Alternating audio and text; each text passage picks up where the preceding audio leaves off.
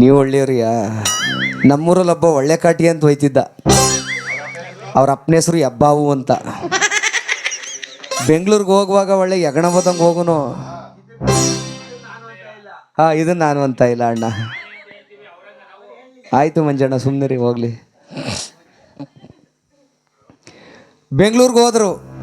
ಹೋಗುವಾಗ ಒಳ್ಳೆ ಯಗಣ ಹೋದಂಗೆ ಹೋಗುನು, ಬರುವಾಗ ಒಳ್ಳೆ ಟಮಾಟೆ ಹಣ್ಣು ಬಂದಂಗೆ ಬರೋನು. ಏನು ಮಾಡ್ಬಿಡೋದು, ಈ ಬರುವಾಗ ಈ ಬೆಂಗಳೂರಿಗೆ ಹೋದೈಕ್ಳು ಸುಮ್ಮನೆ ಹೋಗೋದಿಲ್ಲ. ನೀವೆಲ್ಲ ಕನ್ನಡ. ಈ ಬೆಂಗಳೂರಿಗೆ ಹೋದೈಕ್ಳು ಈ ಮೆಜೆಸ್ಟಿಕ್ಕಲ್ಲಿ ಒಂದು ಪ್ಯಾಂಟ್ ತಗೊಳ್ಳೋದು, ಮಂಡಿ ತವೆಲ್ಲ ಅರ್ಧ ಹಾಕ್ಬಿಡೋದು, ಹಿಂದ್ಗಡೆ ತಿಗತ್ತವೆಲ್ಲ ಅರ್ಧ ಹಾಕ್ಬಿಡೋದು. ಏನು ಅದು ಒಳ್ಳೆ ಏನು ಈ ಬದದ ಗದ್ದೆಯಲ್ಲಿ ಗೊಂಬೆ ನಿಲ್ಲಿಸ್ತಾರಲ್ಲ ಹಂಗೆ ಬರ್ತವೆ ಹಂಗೆ ಐಕ್ಳು. ಈ ನಮ್ಮೂರಲ್ಲಿ ಒಳ್ಳೆ ಕಾಟಿ ಅನ್ನೋನು ಬರೋನು ಯಾವಾಗಲೂ ಏನಾರ ಮಾತಾಡ್ಸಿದ್ರೆ ಸಾಕು, ಏನ್ಲಾ ಒಳ್ಳೆ ಕಾಟಿ ಹೆಂಗಿದ್ದಿಲ್ಲ ಬೆಂಗಳೂರಲ್ಲಿ ಅಂದರೆ ಮಚ್ಚ, ಏನು ತಮಿಳ್ನಾಡಲ್ಲಿ ಹುಟ್ಟು ಬೆಳೆದಿರೋ ನನಗೆ ಮಚ್ಚ ಅನ್ನೋನು. ಹಂಗೆ ಒಂದು ಆಲೆ ಮನೆಯಲ್ಲಿ ಒಬ್ಬ ಮಾದ ಅಂತ ನಂಜನಗೂಡು ಕಡೆಯೇನು ಕೆಲಸ ಮಾಡ್ಕೊಂಡಿದ್ದ. ಕೇಳಿಸ್ಕೊಳ್ಳಿ ಇತ್ತಾಗ ಒಂಚೂರು ದಯಮಾಡಿ. ಹಲೋ, ಮಾತಾಡ್ಬೇಡಿ, ಕೇಳಿಸ್ಕೊಳ್ಳಿ.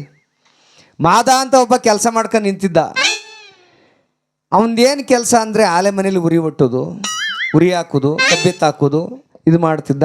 ಅವ್ರ ಆಲೆ ಮನೆ ಓನರು ಯಾವಾಗಲೂ ಅವನಿಗೆ ಹುಳ್ಳಿಕಾಳು ಉಪ್ಪೆಸರು ಮುದ್ದೆ, ಹುಳ್ಳಿಕಾಳು ಉಪ್ಪೆಸರು ಮುದ್ದೆ ಇಷ್ಟೇ ಕೊಡ್ತಿದ್ದದ್ದು. ಈ ಒಳ್ಳೆ ಕಾಟಿ ಬಂದ ಬೆಲ್ಲ ತಿನ್ನೋಕ್ಕೆ ಅಂತ, ಎಳೆ ಬೆಲ್ಲ ಕಬ್ಬಿಗೆ ಸುತ್ತ ತಿನ್ನೋಕ್ಕೆ ಬಂದ. ಈ ಮಾದ ಇದ್ದವನು ಕೇಳ್ದ, ಒಳ್ಳೆ ಕಾಟಿ ಹೋಗುವಾಗ ಬೆಂಗಳೂರುಗಳೇ ಯಗಣ ಹೋದಂಗೆ ಹೋಯ್ತೀಯ, ಬರುವಾಗ ಒಳ್ಳೆ ಟಮಾಟೆ ಹಣ್ಣು ಬಂದಂಗೆ ಬತ್ತೀಯಲ್ಲ, ಏನರ ತಿಂದರಿ ಅಂದವನೇ. ಇವನು ಅವನಿಗೆ ಏನು ಉಬ್ಬಿಸ್ಬೇಕು ಅಂತಲೋ ಸ್ಟೈಲ್ಗೋ, ನಾವು ಮಟನ್ನು ಚಿಕನೇ ತಿಂತೀವಿ ಕನ್ನಡ ಅಂದ್ಬಿಟ್ಟವನೆ. ಅಲ್ಲಿ ನೋಡಿದ್ರೆ ಯಾವುದೋ ಫುಟ್ಬಾತಲ್ಲಿ ಚಿತ್ರಾನ್ನ ತಿಂತ ನಿಂತಿರ್ತವೆ, ಮಟನು ಚಿಕನೇ ತಿಂತೀವಿ ಕನ್ನಡ ಅಂದ್ಬಿಟ್ಟವನಲ್ಲ. ಏನಂದಲ್ಲೋ ಒಳ್ಳೆ ಕಾಟಿ, ನಾನು ಬಾಡು ತಿನ್ನಬೇಕು ಅಂತ ಆಸೆ ಆಯ್ತದಕ್ಕಲ್ಲ. ನಮ್ಮ ಓನರು ಒಂದಿನೂ ಬಾಡಿನ ಹೆಸ್ರು ಕೊಡ್ತಿಲ್ಲ, ಬರೀ ಹುಳ್ಳಿಕಾಳು ಉಪ್ಪು ಹೆಸ್ರು ಕಲ. ಒಂದು ಕೆಲಸ ಮಾಡು, ಬಂದ್ಬಿಡು ಬೆಂಗಳೂರಿಗೆ ನೀನು, ತಗೋ ಅಡ್ರೆಸ್ ಅಂತ ಕೊಟ್ಬಿಟ್ಟು ಒಳ್ಳೆ ಕಾಟಿ ಹೊಂಟೋದ.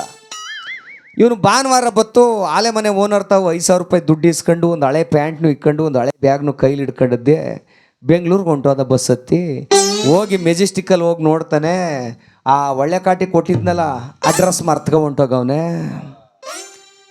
ಮಡ್ಗಪ್ಪ ಅಡ್ರೆಸ್ಸ ಮರ್ತ್ಕೊ ಹೊಂಟೋಗವನೆ. ಏನು ಮಾಡೋದು, ಅತ್ತಾಗೂ ನೋಡ್ದೆ ಇತ್ತಾಗೂ ನೋಡ್ದೆ. ಅಲ್ಲಿ ಆನಂದರಾವ್ ಸರ್ಕಲಲ್ಲಿ ಸಿಟಿಡಲ್ ಅಂತ ಒಂದು ಹೋಟ್ಲಿತ್ತು. ಊಟ ತಯಾರಾಗಿದೆ ಅಂತ ಬರ್ದಿದ್ರಲ್ಲ, ಒಳಕ್ಕೆ ಹೋಗಿ ಕೂತ್ಕೊಬಿಟ್ಟ, ಸರಿಯಾದ ಊಟ ಸಿಗ್ತದೆ ಅಂದ್ಬಿಟ್ಟು. ಆ ಟೇಬಲ್ ಮೇಲೆ ತಿಂಡಿ ಲಿಷ್ಟ ಬರ್ದು ಮಡ್ಗವ್ರು, ಏನ್ಗೆ ಓದೋಕೆ ಬರೀಕ್ಕೆ ಬರಲ್ದು. ಈ ನಮ್ಮಂಥ ಅವಿದ್ಯಾವಂತರು ಹೋದರೆ ಹೋಟ್ಲಲ್ಲಿ ಇಂಗ್ಲೀಷಲ್ಲಿ ಬರ್ದು ಮಡಗಿರ್ತಾರಲ್ಲ, ನಾವೇನು ನೋಡ್ತೀವಿ ಹೇಳಿ, ಏನು ನೋಡ್ತೀವಿ? ಅಲ್ಲಿ ಅಣ್ಣ ಬಲಗಡೆ ದುಡ್ಡು ಎಷ್ಟದೆ ಅಂತ ನೋಡ್ತೀವಿ ನಾವು. ಅವನು ಹಂಗೆ ನೋಡ್ತಿದ್ದ. 60 ರೂಪಾಯಿಂದ ಯಾವುದೋ ಒಂದು ತಿಂಡಿ ಇತ್ತು, ಅದ್ರ ಮೇಲೆ ಬೆಟ್ಟ ಮಡಿಕ ಕೂತಿದ್ದ ಹಿಂಗೆ. ಸಪ್ಲೈರ್ ಬಂದ, ಏನೇ ಬೇಕು ಅಂದ. ಮಡಗಿಲ್ವ ಬೆಟ್ಟ, ತಗೋಬರ ಬೋಳಿ ಮಗನೆ ಅಂದ. ಏನು ಆ ತಿಂಡಿ ಲೀಸ್ಟ್ನು ಎತ್ಕೊಂಡು ತಲೆಯಿಂದ ಕಾಲ್ಗಂಟ ನೋಡ್ಕೊಂಡು 4 ಮುದ್ದೆನೂ 4 ಕಪ್ ಉಪ್ಸಾರನು ತಂದು ಮಡ್ಗವನ ಅವನ. ಅಯ್ಯೋ ಬಡ್ಡಿ ಐಕ್ಲಿಯ, ಊರಲ್ಲಿ ಉಂಡು ಸಾಕಾಗದ ಕಣ್ರು ಹುಳ್ಳಿಕಾಳು ಉಪ್ಪೆಸರು ಮುದ್ದೆಯ. ನಾನು ಇಲ್ಲಿ ಬಾಡು ತಿನ್ನುಮ ಅಂತ ಬಂದ್ರೆ ನೀವು ಮುದ್ದೆ ಕೊಟ್ಟಿದ್ದೀರಲ್ಲ ಅಂದ. ನೀನು ಮಡಗಿದ್ದೆ ಬೆಟ್ಟ, ಅದ್ರ ಮೇಲೆ ಕನ ತಿಂದ್ಬಿಟ್ಟು ಎದ್ದೋಗು ಅಂದ. ಕಷ್ಟಪಟ್ಕೊಂಡು 4 ಮುದ್ದೆನೂ ಉಂಡ. ಬಲ್ಚರ್ಗೆ ತಿರೀಕ ನೋಡ್ದ, ಏನು ಒಬ್ಬ ಉಂಡೆ ಕೋಳಿನ ಮಡಿಕೊಂಡು ರೆಕ್ಕನೆ ಇಸ್ಕ ತಿಂತ ಕೂತವನೆ. ಕೆಂಪಿಗೆ ಅದೇ, ಅದ್ರ ಹೆಸ್ರೇನೋ ಕಾಣಲ್ಲ, ಹಾಳಾದದ್ದು ಹೇಳಮ್ಮ ಅಂದರೆ ಅಂದ್ಬಿಟ್ಟು ಇವ್ನು ತಲೆ ಕೆರಕ ನಿಂತಿದ್ದ. ಕೋಳಿ ತಿಂದಾಯ್ತು ಪಕ್ಕದಲ್ಲಿದ್ದವನು. ಆ ಸಪ್ಲೈಯರ್ ಬಂದು ಕೇಳ್ದ, ಸರ್ ಏನು ಬೇಕು ಸರ್ ಇನ್ನು ತಿರ್ಗಾ ಅಂದ. ಅವನು 1 more ರಿಪೀಟ್ ಕೊಡಿ ಅಂದ. ರಿಪೀಟು ಅಂದರೆ ಇನ್ನೊಂದು ಸಾರಿ ಕೊಡಿ ಅಂತ.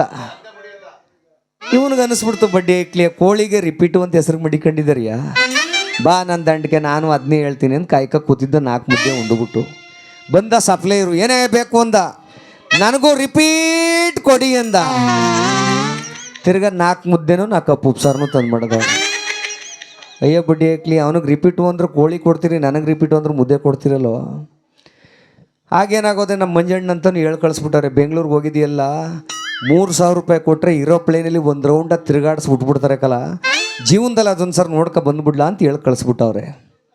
ಇವನೇನು ಮಾಡ್ದ, ಅಣ್ಣ ಹೇಳಿದ ಮಾತು ಕಟ್ಕೊಂಡಿದ್ದೆ ಹೋದ. ಆಮೇಲೆ ಅಣ್ಣ ಇನ್ನೊಂದು ಮಾತು ಹೇಳಿದ್ದ, ನೀನು ಏರೋಪ್ಲೇನ್ ಒಳಗೆ ಕತ್ಬಿಟ್ಟು ಕಿಟಕಿಗೆ ತಲೆ ಹಾಕ್ಬಿಟ್ಟು ಬಗ್ಗಿ ನೋಡು, ಏನು ಜನ ಎಲ್ಲ ಇರ್ಬೇಕಣ್ಣಂಗೆ ಕಾಣ್ತಾರೆ ಅಂತ ಹೇಳಿ ಕಳಿಸ್ಬಿಟ್ಟನು ಮಂಜಣ್ಣ. ಅವನು ಹಂಗೆ ಟಿಕೆಟ ತಗೋದ್ದೆ ಮೋನಣ್ಣ. ಏನು ಒಳಗೆ ಕೂತ್ಕೊಂಡು ಕಿಟಕಿ ಸೈಡ್ ಸೀಟ್ ಸಿಕ್ಬಿಟ್ಟದೆ, ಏನು ಕಿಟಕಿ ತಲೆ ಹಾಕ್ಬಿಟ್ಟು ಬಗ್ಗಿ ನೋಡ್ತಾನೆ, ಜನ ಎಲ್ಲ ಇರ್ಬೇಕಣ್ಣಂಗೆ ಕಾಣ್ತಾವ್ರೆ. ಕುಣಿಗೆ ಶುರು ಮಾಡ್ಬಿಟ್ಟ. ಮಂಜಣ್ಣ ಹೇಳಿದ್ದಂಗೆ ಇರ್ಬೇಕಂಡಂಗೆ ಕಾಣ್ತಾವ್ರೆ ಅಂತ. ಆ ವಿಮಾನ ಬಿಡ್ತಿದ್ನಲ್ಲ ಡ್ರೈವರ್ ಬಂದು ದುಕ್ನೋದ ಒಂದು ಏಟ ಹಂಗೆ. ಅಯ್ಯಪ್ಪ ಹೆಂಗ್ ಬಡತ್ತದೆ, ನಿಜವಾಗ್ಲೂ ಇರ್ವೇನಕ್ಕನೋ, ಇನ್ನೂ ಏರೋಪ್ಲೇನೇ ಮ್ಯಾಕ್ ಹೋಗಿಲ್ಲ ಅಂದ ಅವನು. ಏರೋಪ್ಲೇನು ಟೇಕ್ ಆಫ್ ಆಯಿತು. 8 ಮುದ್ದೆ ಉಂಡಿರೋದಕ್ಕೂ ಅದಕ್ಕೂ ಏನು ಮತ್ತಂಗೆ ನಿದ್ದು ಬಂದ್ಬಿಡ್ತು ಇವನಿಗೆ. ಗಗನ ಸಖಿಯರು ಅಂತ ಒಂದು 20 ವರ್ಷ 25 ವರ್ಷದ ಹೆಣ್ಮಕ್ಳು ಸುಂದರವಾಗಿರೋರು ಇಟ್ಕೊಂಡಿರ್ತಾರಲ್ಲಿ ತಿಂಡಿ ತೀರ್ಥ ಕೊಡೋಕೆ. ವಿಮಾನದೊಳಗೆ ಒಂದು ಹುಡುಗಿ ಬಂದ್ಬಿಟ್ಟು ಮಲಗಿದ್ನಲ್ಲಿ ಇವನು, ಯಜಮಾನ್ರೆ ಎದ್ದೇಳಿ ಪೆಪ್ಸಿ ಕುಡ್ರಿ ಅಂದವನೇ. ಅವನು ಕಣ್ಣ ಬಿಟ್ಟು ನೋಡ್ದ, ಆಕಾಶದ ಮೇಲೆ ಇಂಥ ಹೆಣ್ಣೈಕ್ಳು ಬಂದವಲ್ಲ, ಐ ಲವ್ ಯು ಕಣ್ರಿ ಅಂದ್ಬಿಟ್ಟವನೇ. ಅಯ್ಯ ಬಿಟ್ಟತ್ತದೆ, ನಾಳಿದ ಸಾಯುವಂಗಿದ್ದೆ ಐ ಲವ್ ಯು ಅಂತ ಇದೆಯಲ್ಲ. ಅವಳು ಅಂದ್ಬಿಟ್ಲು ಐ ಟೂ ಲವ್ ಯು ಕಣ್ರಿ ಅಂದ್ಲು. ಇವನ್ಗೆ ಹತ್ಬಿಡ್ತು ಕಾಪ. ಅಯ್ಯೋ ಬಡ್ಡಿ, ನಾನು ಒಂದು ಲವ್ ಹೇಳಿದ್ರೆ ನೀ 2 ಲವ್ ಹೇಳ್ತಾ ಇದೀಯಾ, ನಿನಗಿಂತ ನಾನೇನು ಕಮ್ಮಿ, I 3 love you, I 4 love you, I 6 love you, 100 love you ಅನ್ಕೊ ಹೊಟ್ಟೋಗವ ನೀವು. ಏನು ಒಳಗಡೆ ಏರೋಪ್ಲೇನಲ್ಲಿ ಕೂತಿದ್ದವರೆಲ್ಲ ಹಿಡ್ಕೊಂಡು ಚೆನ್ನಾಗಿ ಧೂಪ್ಸಿಟ್ಬಿಟ್ರೆ ಹಂಗೆ. ಏಟು ಯಾವಾಗ ಬೀಳ್ತೋ, ಇಲ್ಲಿ 8 ಮುದ್ದೆ ಉಂಡಿರೋದಕ್ಕೂ ಅಲ್ಲಿ ಏಟು ಬೀಳ್ತಾ ಇರೋದಕ್ಕೂ ಇವನಿಗೆ 7ಕ್ಕೆ ಹೋಗಕ್ಕೆ ಅರ್ಜೆಂಟ್ ಆಗ್ಬಿಟ್ಟದೆ. ಎಲ್ಲ ಜಾಗನೂ ನೋಡ್ಕೊಂಡವನೇ, ಏರೋಪ್ಲೇನ್ ಒಳಗೆ ಹೋಗೋಕ್ಕೆ 2ಕ್ಕೆ ಹೋಗೋ ಜಾಗನೇ ನೋಡ್ಕೊಂಡಿಲ್ಲ ಇವನು. ಎತ್ತಗಾರ ಇರಲಿ ಅಂತ ಒಂದು ಹಳೆ ಬ್ಯಾಗ್ ತಗೋಗಿದ್ನಲ್ಲ, ಹಿಂದಕ್ಕೆ ತಿರುಗಿ ನೋಡ್ದ ಸೀಟು ಖಾಲಿಯಾಗಿದ್ದು. ಓದದ್ದೆ ಸೀಟಿನ ಮರೆಯಲ್ಲಿ ಬ್ಯಾಗ್ ಒಳಗೆ ಹೋಗ್ಬಿಟ್ಟು ಗಂಟು ಕಟ್ಕ ಕೂತ್ಬಿಟ್ಟನು ಭದ್ರಾಗಿದ್ದ ಸೀಟಲ್ಲಿ.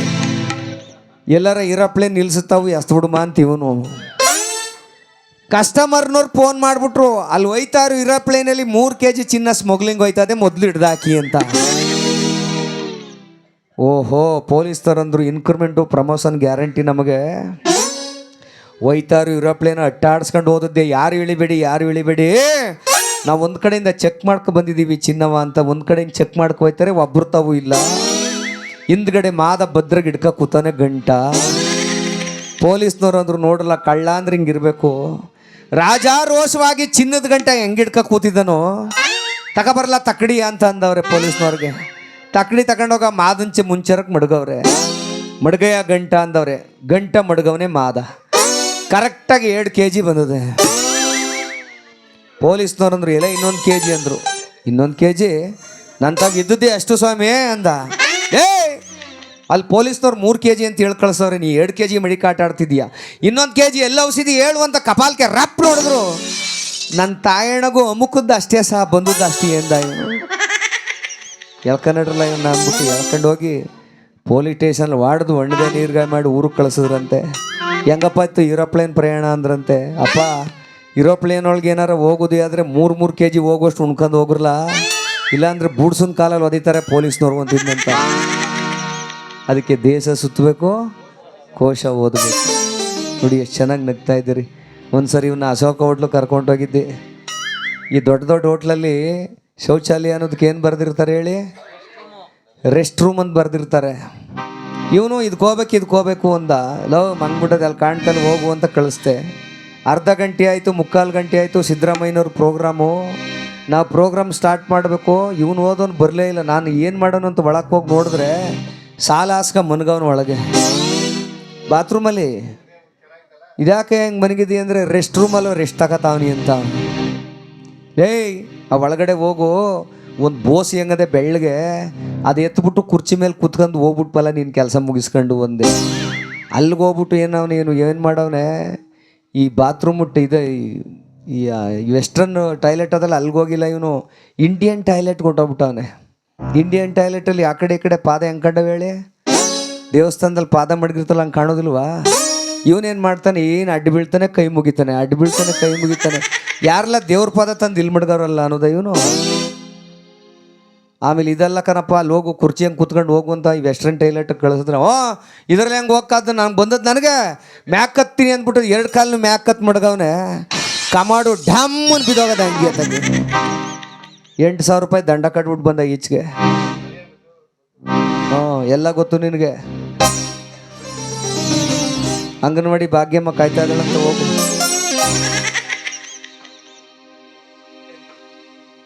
ತಮಾಷೆಗೆ ಹೇಳದ್ದು ಅಂತ ಹೇಳ್ತಾ ನಿಮ್ಮೆಲ್ಲರಿಗೂ ಒಳ್ಳೇದಾಗಲಿ ಎಂಬುದಾಗಿ ಆ ಭಗವಂತನಲ್ಲಿ ಬೇಡ್ಕೊಳ್ತಾ. ನೋಡಿ, ಈ ರೀತಿ ನಗ್ತಾ ಇದ್ದರೆ ನಮ್ಮ ಸಾಕಮ್ಮನವ್ರು ನಿಮಗೆ ಆಶೀರ್ವಾದ ಮಾಡ್ತಾ ಇದ್ದಾರೆ. ದೇವ್ರ ಬಳಿಗೆ ಹೋಗಿ ನಿಮ್ಮ ಆರೋಗ್ಯವನ್ನು ಹೆಚ್ಚು ಮಾಡ್ತಾ ಇದ್ದಾರೆ ಅಂತ ಹೇಳ್ತಾ ಮತ್ತೊಂದು ಗೀತೆಯನ್ನು ಕೇಳೋಣ. 4 ಜನರ